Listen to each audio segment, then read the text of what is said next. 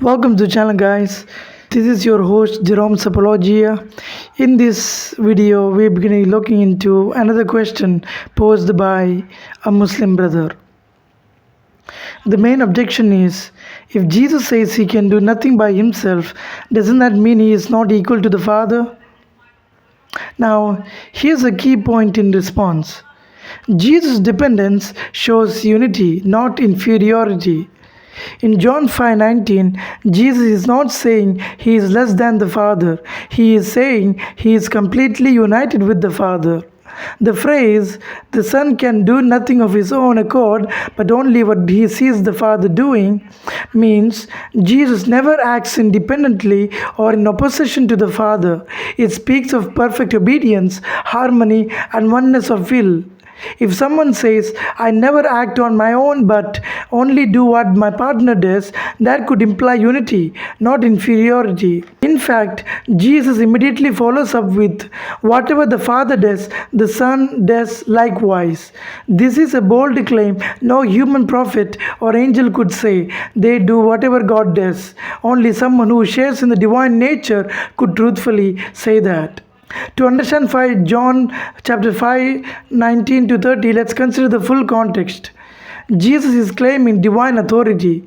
In John 5:18, just before this passage, it says, this was why the Jews were seeking all the more to kill him, because he was even calling God his own Father, making himself equal with God. So the gospel writer explicitly says that Jesus' words made people believe he was claiming equality with God. If Jesus had been teaching that he was not equal to God, he could have clarified, but he didn't. Instead, he confirmed his unique divine role. Christians believe that the Father, Son, and Holy Spirit are one in essence, that is God, but distinct in person. This means Jesus can be equal in nature to the Father, divine, yet submissive in role as the Son. So when Jesus says, I do nothing on my own, he speaks from his role as the Son, not because he is less than God, but because he is acting in perfect harmony with the Father's will. This voluntary submission is part of the eternal relationship within the Trinity, not evidence of inferiority. Now let's look at the supporting verses that affirm Jesus' deity. The same John, he begins the writing with, in the beginning was the Word, and the Word was with God, and the Word was God. John 10:30, I and the Father are one. And when Jesus said, again the Jews picked up stones to stone him for blasphemy, understanding it as a claim to deity.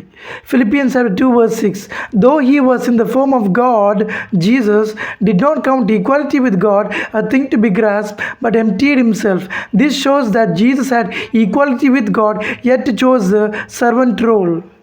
In summary, Jesus' statement in John 5:19 and 5:30 reflects his perfect unity and obedience with the Father, not inferiority. Far from denying equality, Jesus goes on to claim that he can do everything the Father does, something only God can say. Within the Christian understanding of the Trinity, the Son can be fully God while voluntarily submitting to the Father. This is not a denial of his divinity, but an expression of divine love and unity.